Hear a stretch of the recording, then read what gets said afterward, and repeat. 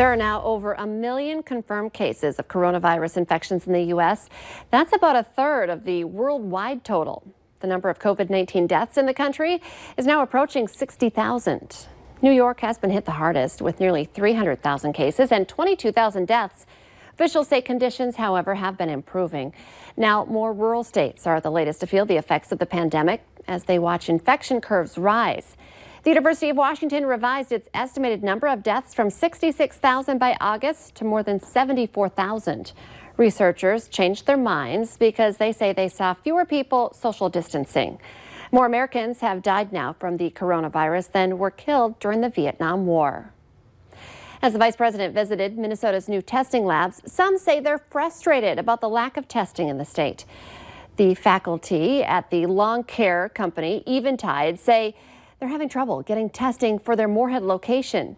The facility's president says in Minnesota, the state's health department is only testing those who are showing COVID-19 symptoms. The state's partnership with the Mayo Clinic will expand testing to 20,000 people per day in a few weeks. But Eventide says they need more testing now. While I'm optimistic, I'm also a little bit frustrated or nervous, if you will, that we're still talking about something that's weeks out. And our battle is today. Eventide says the state of North Dakota has already expanded its testing for COVID-19, which has actually allowed most staff and residents to be tested at their Fargo and West Fargo locations.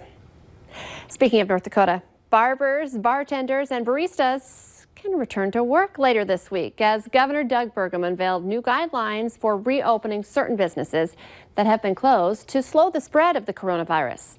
The plan to ease the restrictions happens this Friday and includes some tough love for certain businesses. It now prohibits high-intensity fitness classes from happening, requires barbers and cosmetologists to wear face masks, and limits bars and restaurants to 50% capacity. The state also wants 6 feet of space between tables, and tables will be limited to no more than 10 people. Standing in bars is now a no-no, and there should be 6 feet between groups. As far as gambling, blackjack tables will remain closed. For more information on these new guidelines, just go to valleynewslive.com or use our VNL News app. Spring is finally starting to show up in the valley, which also coincides perfectly with Severe Weather Awareness Week in North Dakota.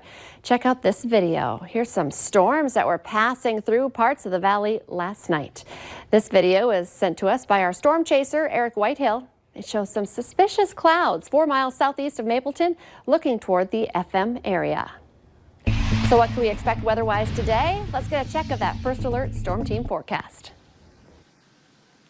It's looking much quieter today, which is good because in conjunction with Severe Weather Awareness Week, today is North Dakota's tornado drill day. So you're going to hear some sirens likely in your community, and it's a test to test out those tornado sirens to make sure we are ready for severe weather. And some things to keep in mind when you hear these sirens, they're for outdoors, for anybody who happens to be outdoors. And we want you to head indoors when you hear them and then seek additional information. If you're indoors, have other ways of being alerted. You can, of course, download the Valley News Live weather app, and our warnings head right to you there. A weather radio, a great tool to stay informed. And of course, on Valley News Live on television as well, any warnings will be on and letting you know what to expect.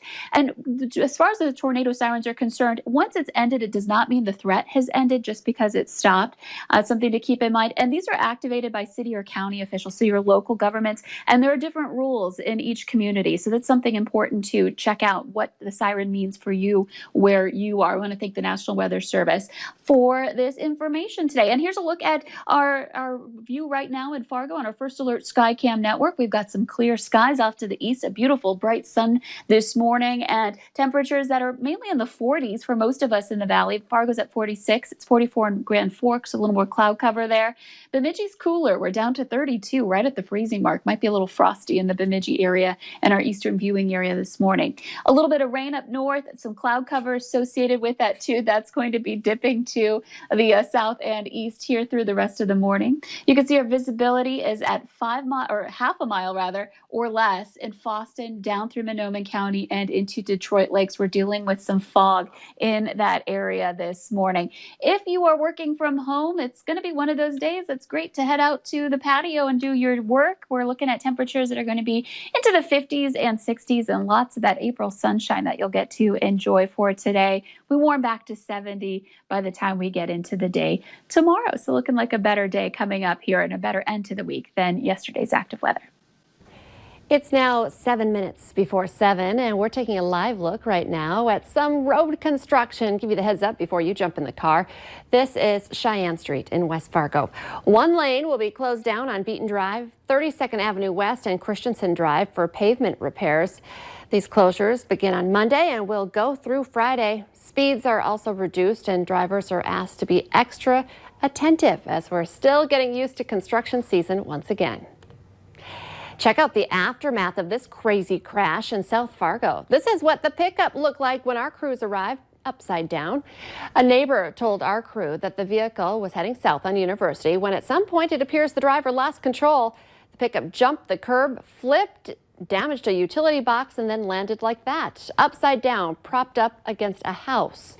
We're still waiting to hear back from police on whether or not the driver will be cited in this crash. Police officers are asking for your help in finding a missing teenager from Cass Lake, Minnesota, who went missing in the Bemidji area 3.5 years ago. Officers are searching for Jeremy Jourdain. His picture is up on your TV screen right now. Take a look. Jourdain was 17 when he disappeared.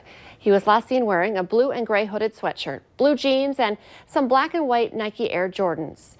Police conducted a search yesterday of the swampy area near where Jourdain was last seen. They say the area is now more visible due to a controlled burn.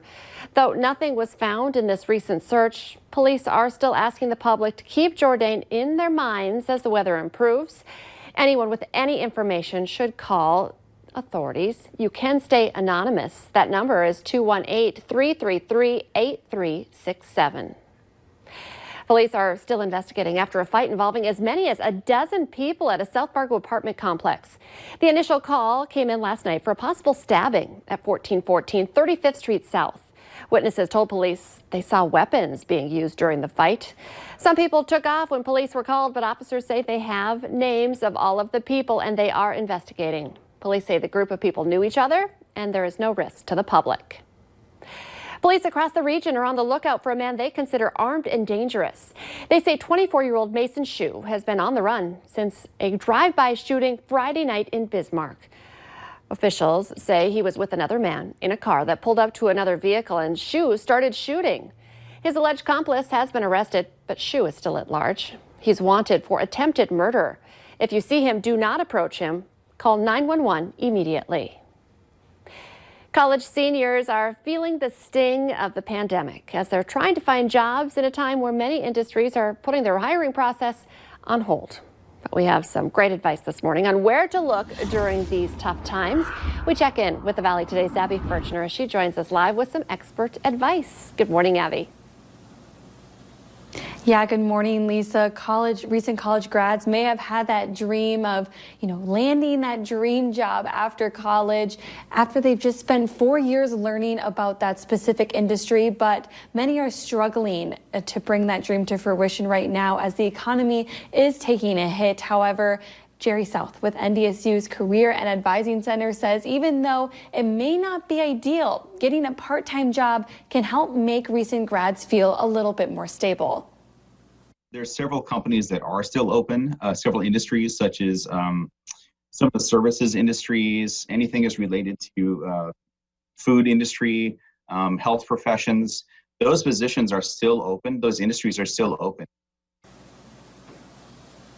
South says volunteering can also be beneficial when it comes to networking and trying to meet new people. It can definitely open a door for you down the road, but also he wants to encourage recent college grads to not get discouraged. He wants to encourage them to, keep honing in on your skills, keep tweaking those resumes, keep tweaking those interviewing skills, and of course, keep applying for those jobs. Don't let it discourage you in any way because soon it should resume back to normal. I know a lot of industries have their hiring processes on hold, but he just wants to remind you that at the end of the day, it will happen. It just may take some time. Okay, great advice. Thank you, Abby. Abby Furchner reporting live for us this morning.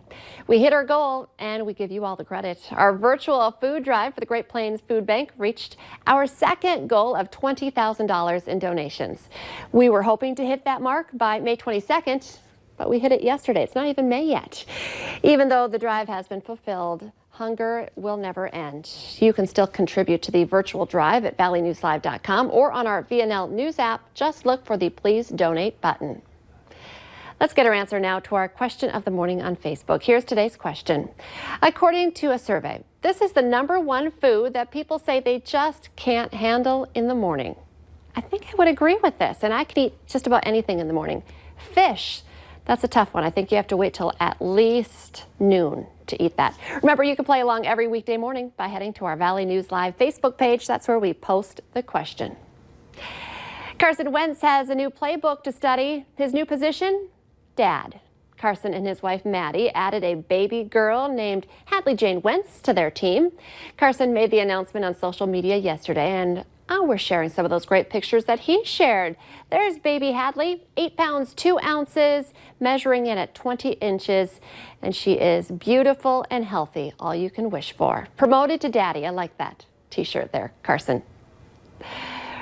We here on the Valley today want to thank you for tuning in to watch our coverage. And we want to assure you that we're working hard to make sure you're staying informed during this COVID-19 pandemic. Just head to valleynewslive.com or use our VNL News app. Remember, the Today Show and CBS This Morning are just about to start, but the Valley Today rolls on. We're just getting started. We have more live up-to-the-minute news and weather for you right now on the Fargo CW. We'll see you over there. And have a great day, everyone. We're leaving you with a beautiful look at our sunrise on this Wednesday morning.